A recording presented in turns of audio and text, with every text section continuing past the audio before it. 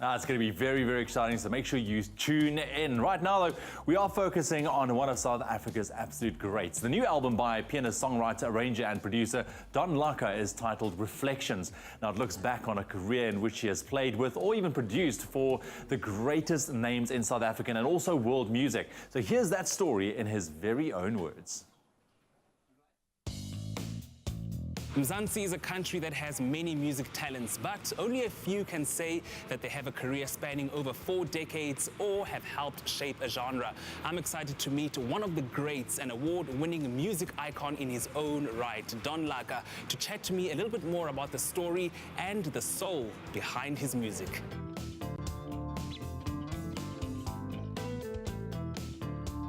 Well, it's an incredible journey for anyone to work. It's a generation, I would say. That started for me in 1972. And I thought, when I started that within 25 years, I would take a break. And I realized when it got to almost another 25 years, making it nearly 50 years, Philip Taban was my biggest role model. And, because it was just not far from me, and the musicians that lived around that time, as I say, Philip Taban was one of them, and Abdullah Ibrahim, Dollar Brand back then, listening to his music, and until when we discovered the music of people like Union of South Africa, Hugh Masekela and them, back then. So those are the people that really drove me into getting into music. Alongside his own albums, Don has been an arranger for Sibongile Khumalo, produced for Ray Phiri and Sipho Mabuse, and that just begins to scratch the surface. But Don, you've worked with a lot of South African greats, from Brenda Fassie to Mam Rebecca Malope and Yvonne Chaka Chaka, and of course the late Hugh Masekela. Who would you say was your favorite collaboration and why? I always appreciate working with all those names and many other artists, but one has to have that one that says, when I get to this point, you have reached a different level. And that would have been always Hugh. He's the greatest South African export in the history of South African music. And I don't know, after Miriam Makeba and Hugh and Abdullah Ibrahim, if we have any other person as huge as that. And the impact of Hugh on the international stage.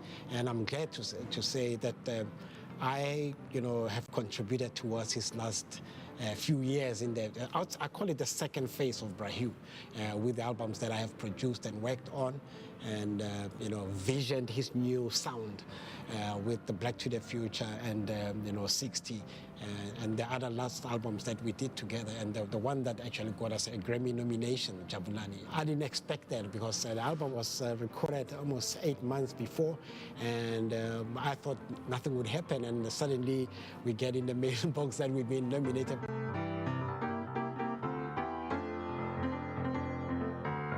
Don's career in jazz, mpaqanga and fusion has seen several of his albums and collaborations go gold and platinum. He won the Sama Lifetime Achievement Award in 2017, and he continues to be a wellspring of fresh music. My new album, Reflections, which reflecting on my career, I've worked with all the young ones that I wanted to work with, from your MT to Maporisa, you name them, Kelly Khumalo, they're on this album.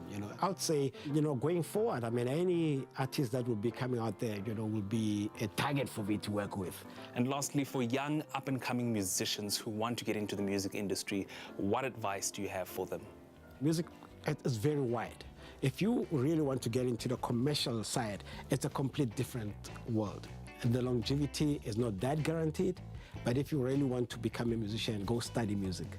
It is important that you can sit and analyze things and analyze the trends and be innovative in a certain way. But if you're going to look at what is happening and want to plug in into what's happening now, it can become a person of the moment and then you disappear.